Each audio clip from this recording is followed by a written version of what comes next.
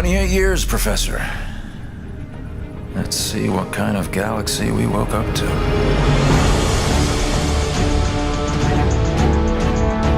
We had a very specific story we wanted to tell, and in particular, new characters that we wanted to introduce. And I think RTS players have higher expectations from story, and we wanted to make sure we did that in the strongest way possible. At the end of the original game, the Spirit of Fire and its crew were adrift in space. The crew's in cryo-sleep, and fast forward 28 years later to Halo Wars 2, they awake to find themselves above a Forerunner installation. Halo fans, especially those who've played Halo 3, will recognize it as the Ark. It's the largest and most powerful of the Forerunner creations, and it's also the birthplace of the Halos. It's literally the place that made all of the Halo rings, so that's the kind of power that's contained there. The only connection they have when they wake up is a small signal, one emergency beacon, that's coming from the surface of the Ark down below. We wanted to put everybody in this position where things are different, things are new, no one's really sure what's going on. You know, Isabel is a very different kind of AI. She's a logistics AI. She's not a military AI. She is not like a Cortana or a Serena. She shows up in a way that we haven't seen AIs behave in Halo before. She's freaked out. She's seen all of her friends die. She's seen her outpost destroyed. She's a little trepidatious, does not want to stick around. She warns them that something bad is still on the Ark and that they need to run away.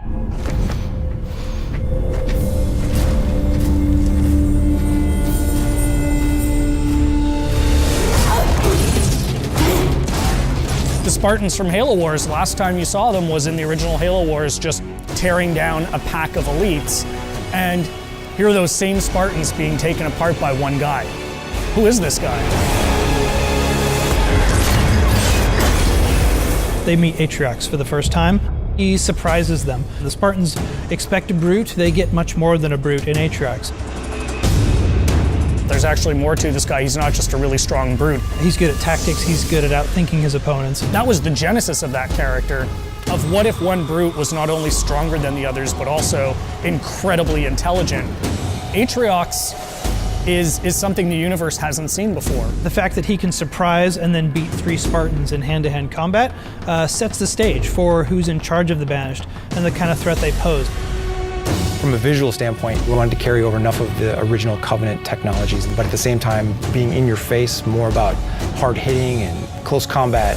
You know what a Wraith does if you've played Halo, but you've never seen a Wraith look like this before. Lots of layered armor, lots of ramming spikes, things that spoke to a brute's sensibilities and aesthetic choices. This is who they're going to have to fight. This is who Captain Cutter has to beat. Our astronavigation system can't pinpoint a location. We're not on the map anymore. But as the captain of this ship, he is 28 years out from his last set of orders. Like, what do you do when you are supposed to report into this hierarchy, but you literally haven't seen them for almost 3 decades? We didn't drift out of the galaxy in 28 years, Professor. The crew wakes up, they have no idea what's going on, and he comes across this massive Banished force. He's always chosen his crew over his own advancement. They've been through hell and back, and they wake up in this universe they don't understand, and he's going to do whatever he needs to do to protect his crew. And that sets off a really fascinating face-off.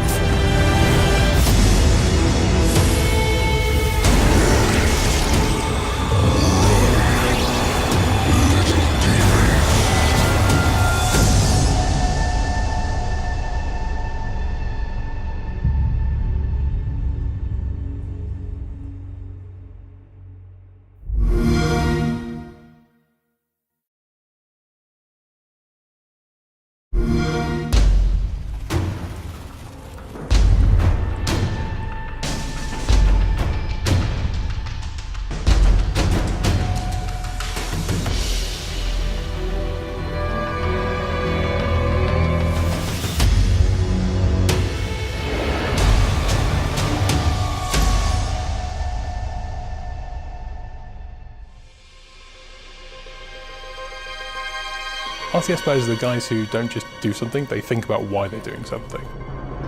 When you watch an intense chess match and you're seeing a battle of the minds, a battle of tactics that isn't even just on the board, it's 5 moves ahead, 10, 20 moves ahead. This ability for the action to just kind of turn on a dime. If you know the person you're playing, you might know what their favorite tactics are. You know, you think you got that game wrapped up, and then all of a sudden, 2 bases go down, another base gets built. They think they've got you, they've got their units coming in, and then you just drop death out of the sky. Do you build for long-range siege? Do you go air? Do you go heavy guns? What's my enemy doing? How am I going to counter-react to that? Time's ticking down, the score's ticking up. I've taken on board what you've thrown at me. Now I'm going to dismantle that.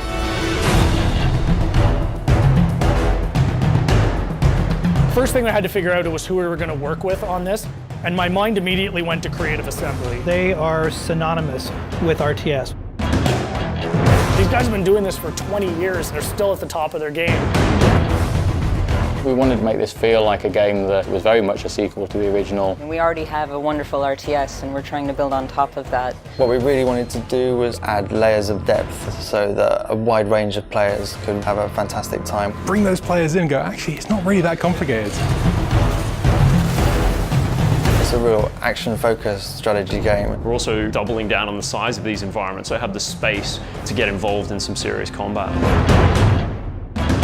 If you want to practice your base strategy, you can go into domination, you can go into deathmatch. If I'm in the mood for a fast game, I can jump into strongholds. So we've got different kind of ways to play the game for different kind of players. We absolutely want those hardcore players, and we've absolutely got games and game modes that are suited to that. But then we've got, on the other end of the spectrum, modes like Blitz. It's something nobody's ever done before.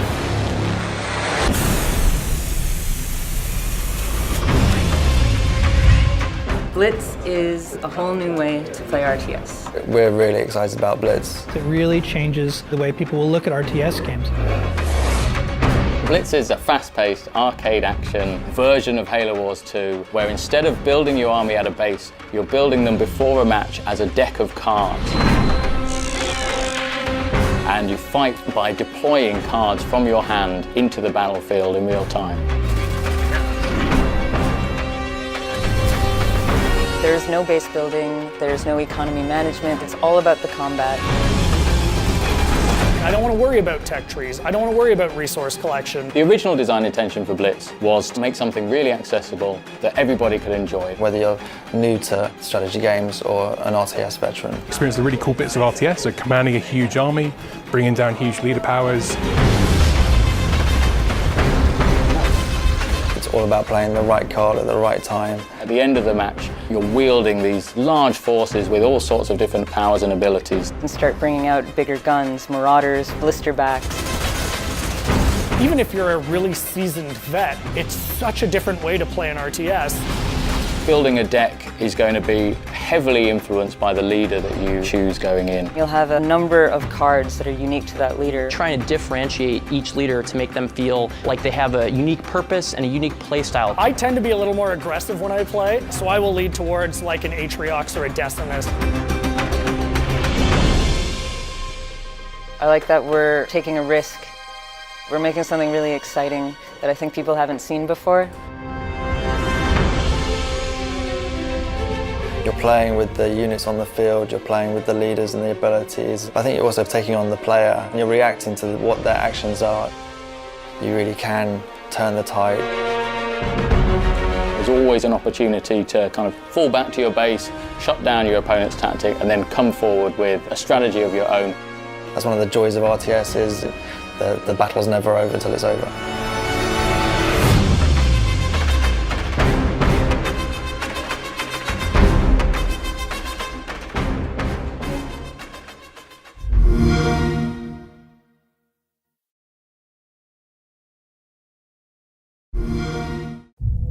The process starts with character, right? It starts with story and character, and that drives everything else, because all the detail and explosions and fidelity we add on top of that is nothing if you don't believe in those characters and the story they're telling you. I think one of the first things we did when Kevin was talking to us about it was, okay, well, these are the characters we have. Who are the new people we want to introduce? The biggest of which was Atriox.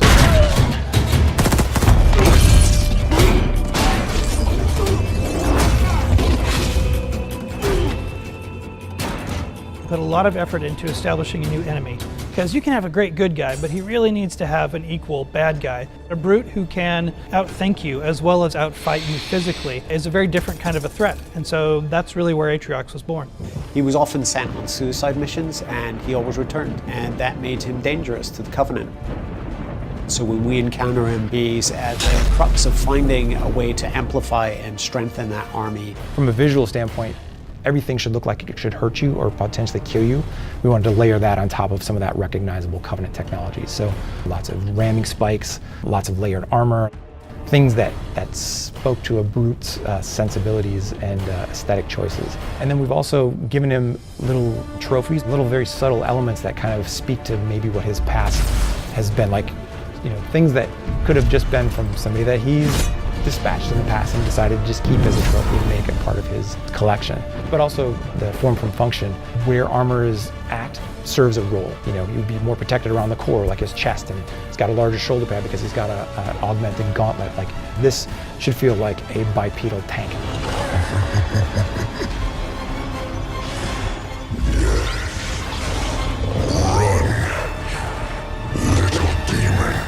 I wanted to have a reason for you to fear him, and the best way to do that is have Isabel tell you who he is and why we need to run. Spartans, thank God. We have to get out of here. When we first meet Isabel, she shows up in a way that we haven't seen AIs behave in Halo before. She's freaked out. When we created Isabel, we wanted to make a different kind of AI. AIs are generally perfection. We wanted a flawed AI from the outset. We wanted her to be a little bit more rough around the edges. She's logistics, so she's, kind of like the tank girl. Ripley from Aliens 2 was a big influence in that. I need her down there with me. Isabel? Sorry, sir. After recent battle reports, you should have figured out that there are rules around here. I intend to break one. We had a real task set out for us in finding not only the person who will be Isabel, but what that voice is. And I think we couldn't have had a better actress for the job. Sir, yes, sir. With the way that we shoot mocap, it has to be the same person who we're scanning for our character model. So this person not only has to look like the character, but has to act like the character and has to sound like the character. To get the likeness and fidelity that we really wanted, the technology demands that you essentially cast who you want to be that character. It's a creative choice, but it's also to showcase the best technology that's available out there. When it works so well, and you just get everything at once, and you really breathe life into that character. It's almost like directing a movie, right? At the end of the day, I mean, cinematics has always been somewhat like that, but now you've actually got us in the studio directing these actors. The process has just changed so much. I really think those first cinematics of the original Halo Wars just kind of raised the bar for the industry as a whole, and that's what we're doing again. I think it's important not to miss, the point that people love these characters that we're creating, and that requires us spending time and effort making sure that they're well-rounded and real. From the first word on the page, the first design we draw, to the actors that breathe life into them, to the final lighting and animation parts that we do here. Every single piece needs to fall into place. There's a lot of people out there that expect a lot from this franchise. That to me is the most exciting thing when you are putting a face to a brand new character. You're creating a new digital life, which is pretty awesome.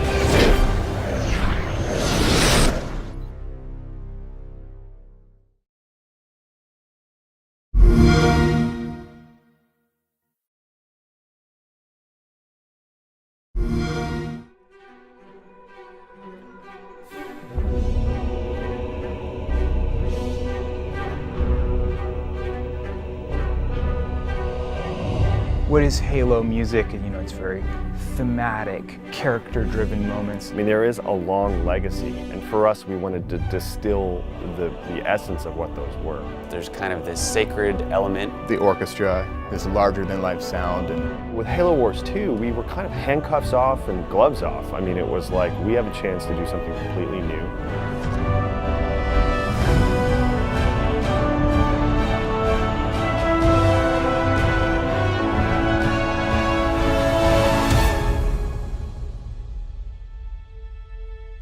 When I sat down with Brian and said, hey, we want to launch a whole nother score, rebirth the whole franchise, or a part of our existing franchise, how are we going to do that?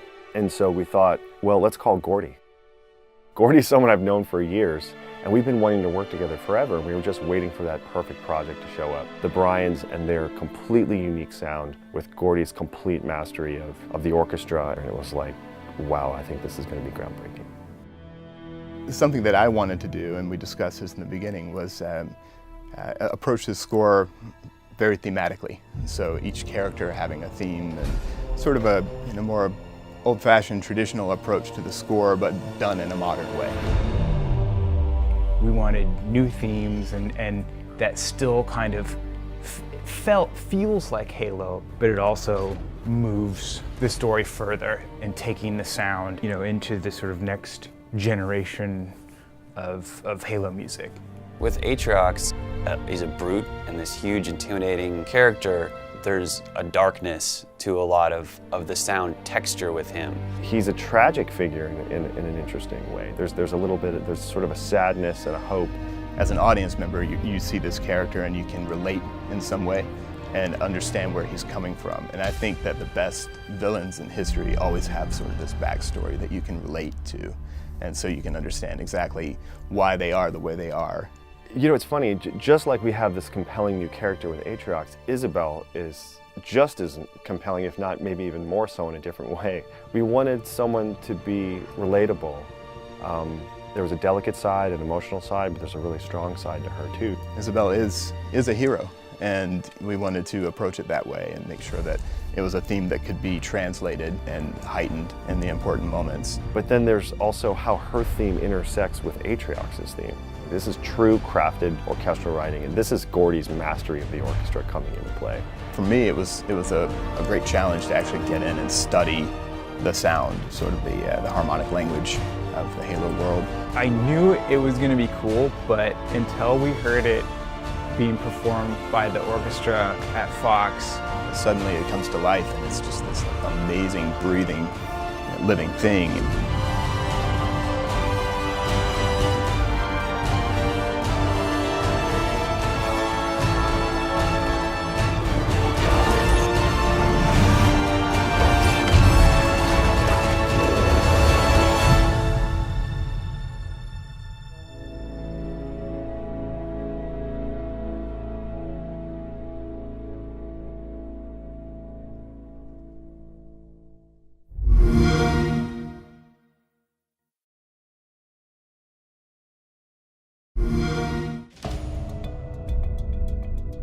When you're loading into a match, think about what you want to do in that first minute. Already be talking to your teammates. Don't hesitate, just get aggressive and get out there as quick as possible.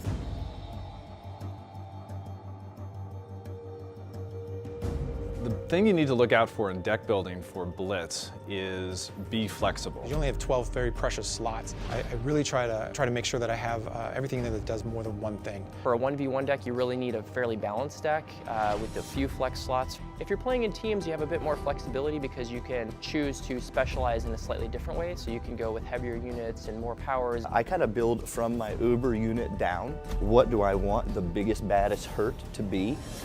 I think all of the leaders bring something interesting to the table. They all have two different unique starting armies. I definitely have recently been playing Shipmaster more. He starts with very fast units. He starts with Ghosts or Marauders, which are quick. He's got teleportation in his decks. He's got a lot of things that are about being all over the battlefield and kind of keeping your enemy on their back foot. One of my favorite leaders is still Cutter. If you wait in the later game and you bring in, ODST drop, ODST assault group, turret drop, Cyclops drop, and then follow it up with close air support, you basically can put a huge army on the field in a matter of seconds. If you're a really big fan of kind of being tricky and manipulative, then the Isabel leader would be a good one for you. I really like the take control aspect of her units being able to kind of like hack AI or send hologram decoys. The Kodiak, I think, is a very valuable unit. It takes a little bit of effort to deploy it and undeploy it, find good places for it. They can put down a heck of a lot of firepower in a really short amount of time. I love aerial units. Their big strength is terrain is not really an issue. It's great for swooping in and capturing points. Make great use of the healing units like the Engineer and the Nightingale. Those are some of the most important units in Blitz. I definitely like to throw things like blisterbacks out there and try to kind of control areas on the ground. Some Nightingales with some Hornets flying cover are really an interesting, powerful combination. Skirmish, maybe one of the best things about it is that it gives you some really good training on how to reduce your build times. It's a great way to learn the game. It's a great way to actually experiment with different strategies. How can I get to my best point the fastest? And Skirmish is a great way to get that repetition in and practice that. Get your economy going fast. There's loads of ways to capture resources, whether it's through points, running around the map, get your Marines out there, start picking up crates, go and see what the AI is up to. Because if you're playing Skirmish, assume it's coming with the rush. Start building turrets.